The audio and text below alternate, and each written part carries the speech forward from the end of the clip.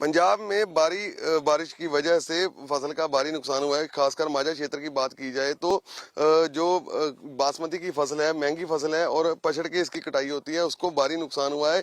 कई जो गांव है जहां पे फसल 80 से 100% तक भी डैमेज हो चुकी है। लेकिन पंजाब सरकार दावे तो कर रही है कि किसानों को कोई नुकसान नहीं होने दिया जाएगा, लेकिन अभी तक जो किसानों को किसी किस्म का मुआवजा नहीं मिला। अकाली दल के नेता महासचिव विक्रम मजीठिया गाँव में आए, किसानों से बात कर रहे हैं, तो उनसे बात करते हैं। तो मजीठिया साहब, सबसे पहले कितना नुकसान आपको लगता है हुआ है जो जिस तरह की तेज बारिश हुई थी?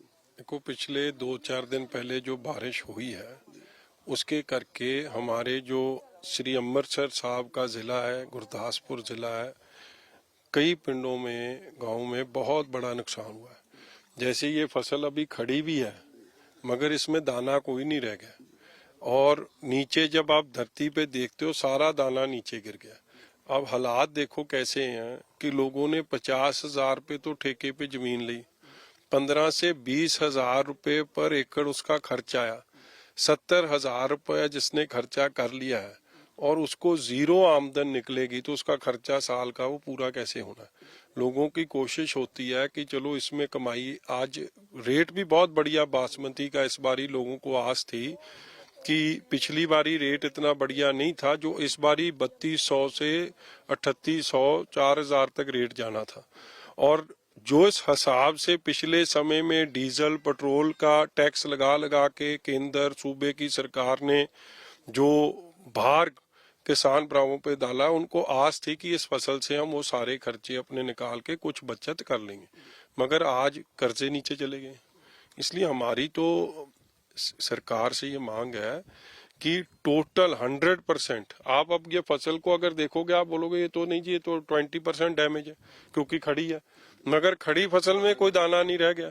सो 100% नुकसान हुआ है। हर किसान की ये मांग है कि मिनिमम 50-60 हजार पर एकड़ मुआवजा मिले तो बचत है, नहीं तो पंजाब का ये किसानी का हाल हो गया। अभी कुछ समय पहले बठिंडे में नरमे का, कॉटन क्रॉप का, सूंडी की वजह से बहुत बड़ा नुकसान हुआ है।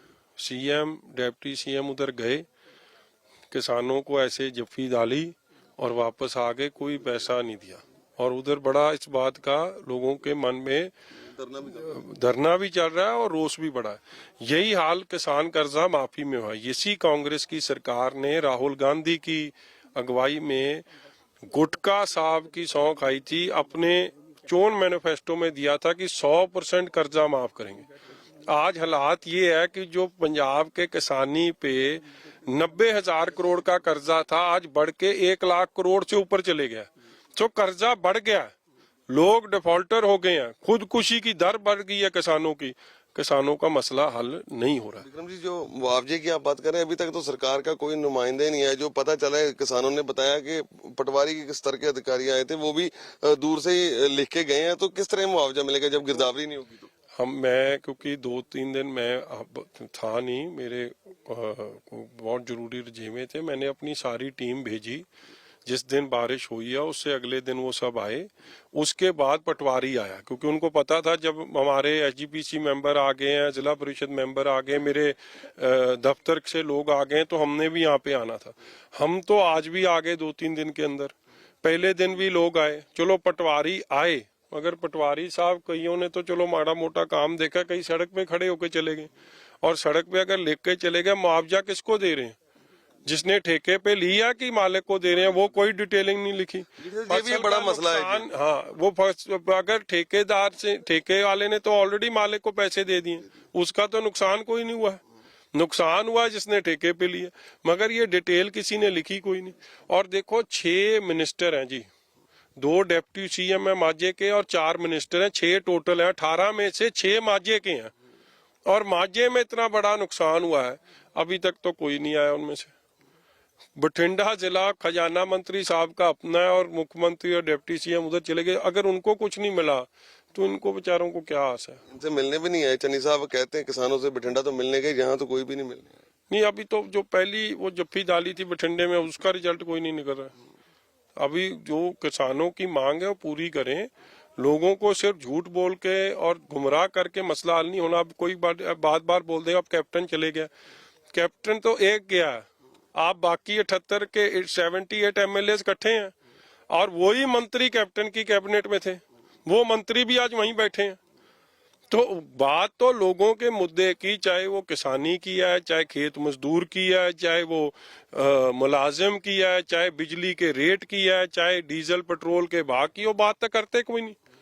और सिर्फ लड़ाई किस्सा कुर्सी का चल रहा है, कौन मुख्यमंत्री बन जाए कौन ना बन जाए। पंजाब के लोगों की एक भी मुद्दे जो लोगों के हैं उसकी चर्चा ही कोई नहीं। कैप्टन साहब की बात की मजीठिया साहब, कल कैप्टन साहब आए, उन्होंने मीडिया से बात करते अपनी उपलब्धियां गिनाई कि मैंने किसानों के हित में ये किया, और आज भी वो किसान कुछ व्यक्ति को लेके साथ दिल्ली जा रहे हैं। तो क्या कहना चाहते हैं आप?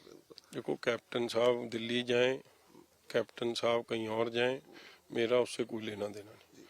मगर बात बड़ी स्पष्ट है कि कैप्टन साहब कांग्रेस के मुख्यमंत्री थे और चन्नी साहब भी कांग्रेस के मुख्यमंत्री, और चन्नी साहब भी कैप्टन की कैबिनेट के मिनिस्टर थे, सीनियर मिनिस्टर थे।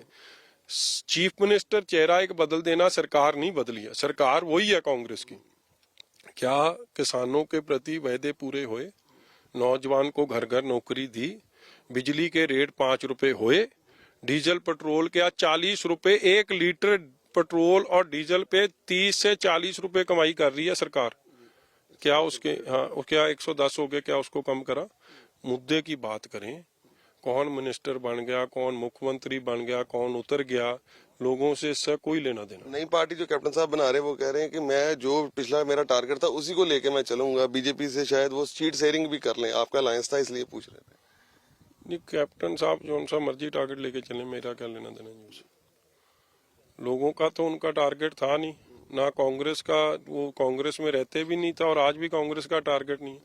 वो तो सिर्फ अपनी कुर्सी की लड़ाई पे हैं सब। एक मुद्दे की बात हुई है, एक मुद्दा किसी ने उठाया भी था। नवजोत सिंह सिद्धू भी लगातार उन पर अटैक कर रहे हैं। सुखजिंदर रंधावा ड्रोन की मजीठिया साहब आपने मसला उठाया, कल भी आप अटारी जा रहे हैं, तो कैप्टन साहब ने तो कल कह दिया कि 31 किलोमीटर तक जो है ड्रोन आ रहे थे, मेरे पास रिपोर्ट है। सुखजिंदर रंधावा का उनको कहा कि इनको कुछ भी नहीं पता। तो आप इस सारे मुद्दे को कैसे देखते हैं? देखो, सुखी रंधावा जैसे लोग मौकाप्रस्त लोग हैं, आज वो बड़ी बड़ी बातें करते हैं, फिर 4.25 साल ये कैप्टन के साथ मिनिस्टर क्यों रहे? अगर कोई नुक्स था तो छोड़ देते। मगर बड़ी स्पष्ट बात है कि उस वक्त कैप्टन का नाम जपने से सुखी रंधावे को फायदा मिलता था तो ले लिया, आज नहीं मिलता तो आज दांव बदल गए। मगर ये उनकी अपनी पॉलिटिक्स हो सकती है। बात जो ड्रोन की है, अगर बॉर्डर ही क्रॉस ड्रोन कर गया तो फिर प्रॉब्लम तो बॉर्डर पे है ना। अगर वहीं पे रुक गया तो ड्रोन आगे जा नहीं सकता।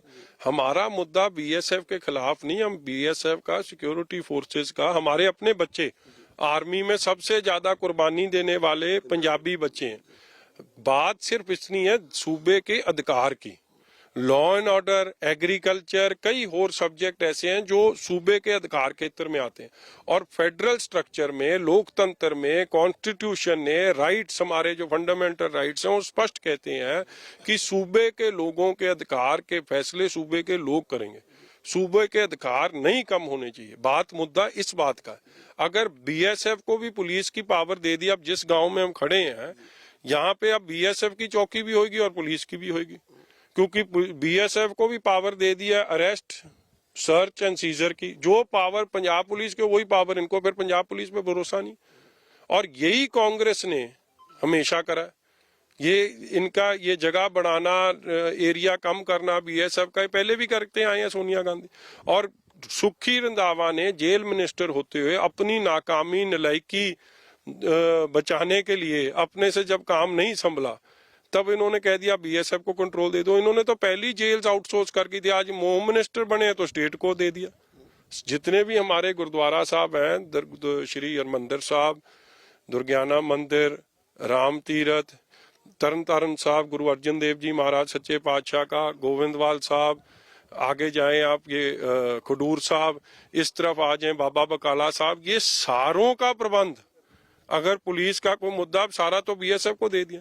सो एज ए फेलियर बड़े बड़े साबित हुए। इनका होम मिनिस्टर साहब का अपना गांव धारोवाली और अपना हलका सारा तो इन्होंने बीएसएफ को दिया। फिर ये किस चीज के होम मिनिस्टर? खुद विरोध कर रहे थे, छोड़ दें।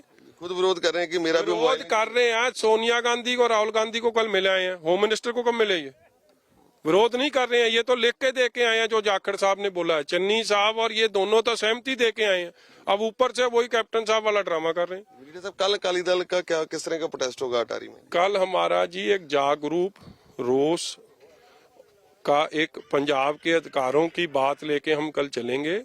अटारी वाघा बॉर्डर से चलेंगे, इंडिया गेट शहीदों के जो जगह है वॉर मेमोरियल है उसको नतमस्तक होके आगे जाके गोल्डन गेट में समाप्ति होगी। हमारा मुद्दा सिर्फ फेडरल ढांचे को बचा के रखना, पंजाब के अधिकार, पंजाब के जो हक हैं वो पंजाब के पास रहें, पंजाब के लोग फैसला करें। एक सरकार नालायक हो सकती है कांग्रेस की, उसकी सजा पंजाब के लोगों को ना मिले। मजीठिया साहब, अकाली दल इस मामले को किस तरह उठाएगा जो मुआवजा किसानों को मिले? तो आज है क्योंकि कोई सरकार से आया नहीं, आज आपके थ्रू ये मुद्दा उठाना है। इसके बाद हम इसको सब किसानों को मैं इकट्ठा करके अब चन्नी साहब के घर लेके जाऊंगा और बाहर बैठेंगे जब तक इनकी बात न सुनी। कितना मुआवजा अकाली दल डिमांड करता है? हम मिनिमम 50,000 से 60,000 रुपए डिमांड करें क्योंकि सबका खर्चा आ गया, 70 हजार का तो खर्चा ही हो गया। Thank you sir, thank you. तो ये थे अकाली दल के महासचिव विक्रम मजीठिया। तो उन्होंने तमाम उन गांवों का दौरा किया है मजीठा क्षेत्र में, अमृतसर जिले में, जहां पे फसलों को काफी नुकसान हुआ है और कहा है कि आज वो अपने इस बात को डिमांड कर रहे हैं, लेकिन अगर सरकार ने उनकी बात ना सुनी तो किसानों को लेकर वे पंजाब के मुख्यमंत्री की रिहाइश का घेराव करेंगे। कैमरा पर्सन सिकंदर के साथ Gagandeep Sharma, ABP news, Amritsar. ABP साझा, जोश, जज्बा, जुनून।